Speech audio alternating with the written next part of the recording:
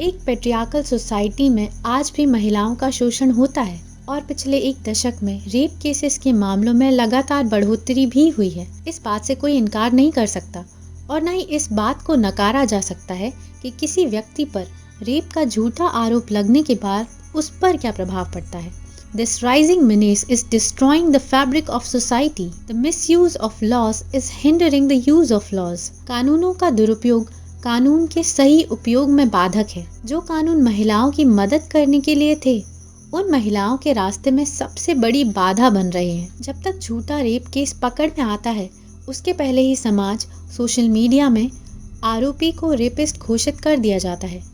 क्या उस fake rape case के बाद उस व्यक्ति का सम्मान वापस लाया जा सकता है? क्या वो अपना जीवन पहले की तरह व्यतीत कर पाएगा? Certainly the memories of the false case, horrible days spent in jail and presence in court during hearings would hound him like a ghost for a remaining part of his life. The media turns a blind eye towards acquittals, especially after the 2013 amendment made in rape laws. The acquittal of the accused is not noticed at all और court के judgement के बाद भी उस व्यक्ति को rapist ही बुलाया जाता है। इस तरह के मामले मसालेदार सुर्खियां बटोरते हैं, इसीलिए मीडिया भी इसमें कोई करेक्शन नहीं करती। ऐसे कई इंस्टेंसेस हैं जहां कुछ महिलाओं ने पुरुषों को ब्लैकमेल भी किया कि अगर वो उनकी बात नहीं मानते हैं तो उन पर रेप का मामला दर्ज करवा देंगे या उन्हें बदनाम कर देंगे। And today we see many men are turning towards men going their own way movement। इस तरह की चीजें रियल रेप विक्टिम्स की आवाज दबाती हैं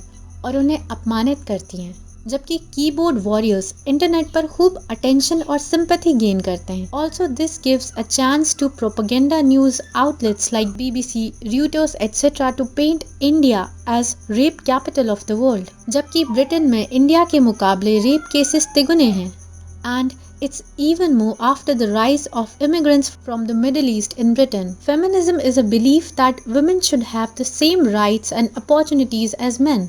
Ideally, यही होना भी चाहिए। हर इंसान को समान अधिकार और अपॉर्चुनिटीज मिलनी ही चाहिए। तो फिर महिलाओं और पुरुषों के लिए सजा अलग अलग क्यों है? Any woman should face the same jail time that a man would have faced if it was a false accusation. अगर बात बराबरी की है तो एक महिला होने के प्रिविलेजेस क्यों होने चाहिए? क्यों बस में सीट रिजर्व्ड फॉर वुमेन होने चाहिए? क्या महिलाएं इतनी कमजोर हैं या दया का पात्र हैं? भारत में 52.4% पुरुष लिंग आधारित हिंसा का शिकार होते हैं और 40% पुरुष घरेलू हिंसा से जूझते हैं। भारत में पुरुषों की आत्महत्या करने की दर महिलाओं की तुलना में 4 गुना ज्यादा है। कुल मिलाकर पुरुष वर्क प्लेस, वॉर फैटालिटीज और हिंसक अपराधों के शिकार हैं। क्या ये वास्तव में मेल प्रिविलेज का परिणाम है जिसके बारे में हम बात करते हैं, या ये टॉक्सिक मस्कुलिनिटी का परिणाम है और some other fancy term? Boys and men have been projected by the pop culture as totally insensitive, uncaring, selfish, hungry for physical relations and fearful of commitment. But how much is that true? Feminism का मतलब ये नहीं है कि आप महिलाओं को उन्हीं बकवास चीजों को करने के लिए प्रोत्साहित करें जो कि पुरुष करते हैं। फेमिनिज्म का मतलब है समानता। So men's shitty things are equal to women's shitty things. Yes, it's her choice to be as shitty as men. लेकिन आप इसे यंग लड़कियों को किसी प्रकार के महिला सशक्तिकरण के रूप में प्रस्तुत नहीं कर सकते हैं। महिला सशक्तिकरण के कई वास्तविक उदाहरण हैं, लेकिन फिर हमें ये भी सुनिश्चित करने की आवश्यकता है कि महिलाओं को उनकी गलत चीज के लिए समान रूप से आंका जाए। इससे पहले कि आप मुझे एंटी वुमेन डिक्लेयर कर दें, बताना चाहूंगी कि why it's important to differentiate between the feminist movement and the principle of equal opportunity to men and women. Feminism एक movement है, जबकि महिला पुरुष समानता एक आइडिया है। And the same idea can find a better vehicle in a different movement. Here are the reasons why. First, feminism एक fashion brand है और ग्लैमर इसकी करेंसी है। फेमिनिस्ट्स ने ब्यूटी और ग्लैमर को करेंसी बनाकर इस मूवमेंट की विश्वसनीयता को भारी नुकसान पहुंचाया है। नेशनल इंटरनेशनल प्लेटफॉर्म्स पर एडवर्टाइजमेंट्स की मदद से एक्ट्रेसेस, मॉडल्स हमें फेमिनिज्म के बारे में बता रही हैं। फैशन एंड ब्यूटी ब्रांड्स महिला सशक्तिकरण का पाठ पढ़ा रहे हैं। कई ब्यूटी ब्रांड्स कहते हैं कि सशक्त बनिए, पर उसके पहले हमारी क्रीम खरीदिए so that your skin looks fairer and smoother।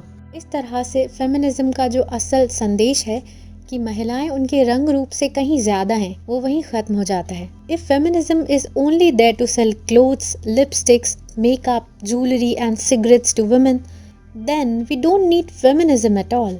और स्पष्ट रूप से अधिकांश सेल्फ मेड भारतीय महिलाएं जो बुद्धिमान, महत्वाकांक्षी हैं और वास्तव में अपनी मेहनत से उन्होंने कुछ हासिल किया है, उन्होंने अपने स्टैंडर्ड को कभी इतना कम नहीं किया कि वो सिर्फ सुंदर दिखने वाले लोगों को अपना रोल मॉडल स्वीकार कर लें। सेकंड, आम लोगों को उपदेश देने वाले शोबिस के पाखंडी लोग। मी टू मूवमेंट पर विचार करें।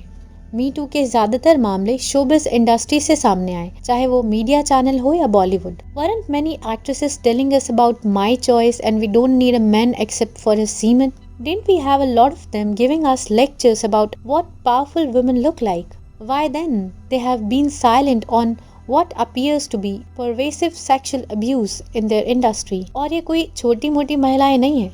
These are icons of women empowerment. Are we supposed to gloss over the fact that the likes of Oprah, who give outstanding speeches on feminism, remained best friends with Harvey Weinstein for a long time? AIB and Bollywood के artists, इन्होंने open culture को women empowerment and sexual abuse से बचने के लिए रामबाण इलाज बताया। इनके अनुसार एक आम आदमी ही है जो कि desperate होता है and that's why he rapes। तो अब उस थियोरी का क्या हुआ? On one hand, show business elites go around broadcasting this part of the world treats women as second-class citizens. On the other hand, show business itself is a bastion of sexual exploitation. जब बात empowered actresses की होती है तो ये इनकी industry और इनके कल्चर को प्रेस करते हैं, लेकिन जब बात इनके इंडस्ट्री में हुए सेक्सुअल एक्सप्लॉयटेशन की है तब ये सामान्य रूप से सारे पुरुषों को दोषी ठहरा देते हैं। Third, feminism is a luxury. Feminism movement समाज के शिक्षित और एलीट वर्ग तक ही सीमित है और ये आम महिलाओं के जीवन पर कोई खासा प्रभाव नहीं डालता। जैसे कि कुछ विशेष प्रकार के social media movements, black and white photos post करना। रिसेंटली मुंबई में ट्रैफिक सिग्नल्स पर मेल पेडेस्ट्रियन के बजाय फीमेल पेडेस्ट्रियन को फीचर किया गया, but I am not sure कि किसी भी आम महिला के जीवन में ये चीज़ कोई खासा प्रभाव डालेगी। एंड आई एम श्योर कि कभी किसी महिला ने उस चीज़ पर ध्यान भी दिया हो या उस चीज़ को as a sign of patriarchy consider किया हो। सोशल मीडिया पर भी इस तरह के कैंपेन्स को काफ़ी कवरेज मिलता है, बट एक्चुअली इंडिया में और लाखों ऐसी महिलाएं हैं जिन्होंने एक्चुअली एग्जाम्पल्स सेट किए हैं और रूढ़िवादी समाज के सारे बंधनों को तोड़कर अपना और देश का नाम रोशन किया है। ऐसी महिलाओं को ज़्यादा हाईलाइट नहीं किया जाता। Hypocrisy. All you need is common sense to understand this hypocrisy of pseudo-feminists. किसी भी महिला को पर्दे में रखना गलत है and as a feminist and as a woman मुझे इस आइडिया के अगेंस्ट होना चाहिए, right? But what feminists actually do? घूंघट is regressive but burqa is a sign of feminism. I have not met even a single feminist who ever talked about halala, female genital mutilation, burqa, triple talaq and many more such regressive traditions. But they are very vocal about sati pratha in Hinduism, जो कि आज practice में भी नहीं है। मैं मानती हूँ कि सभी धर्मों में कहीं ना कहीं प्रॉब्लम्स हैं और उन्हें एड्रेस करना बहुत ज़रूरी है, पर सिर्फ एक ही रिलीजन को टारगेट करना। You see, defaming Hindu festival in name of feminism and then portraying one religion as a blessing for women. You can see a clear propaganda here that they are trying to defame Hinduism and advertise other religion. The amount of freedom women have got in Hinduism is too damn high. But these anti-Hindu elements are busy in defaming Hinduism, and the worst part is many Hindu teenage girls are falling into this trap. Feminists are peddling Marxist and leftist propaganda in India. वो सारे इतिहास को दोहरे रूप में देखने के Marxist approach की नकल करते हैं, जिसमें एक पीड़ित है, एक अपराधी और उनके बीच का स्थायी संघर्ष। और ये विचार कि समाज के सारे सोशल स्ट्रक्चर्स अपराधी के साथ मिले हुए हैं। पैट्रियार्की का भव्य और व्यापक निर्माण इसी तरह की सोच का एक प्रोडक्ट है। सब कुछ एक्सप्लिसिटली या इम्प्लिसिटली संभावित रूप से पैट्रियार्की ही है। फेमिनिस्ट्स के लिए पैट्रियार्की एक बड़ा राक्षस है जो हर जगह दुबका हुआ है, चाहे वो पारंपरिक परिवार हो, विवाह हो, वर्क प्लेस हो। फेमिनिस्ट मूवमेंट पैट्रियार्की के इस राक्षस का एक पंथ बन गया है जहां व्यक्तिगत जिम्मेदारी और मूल सोच के लिए कोई जगह नहीं है। For example, relationship not working out? Don't betray women folk by thinking a fight between you and your boyfriend is just between you two.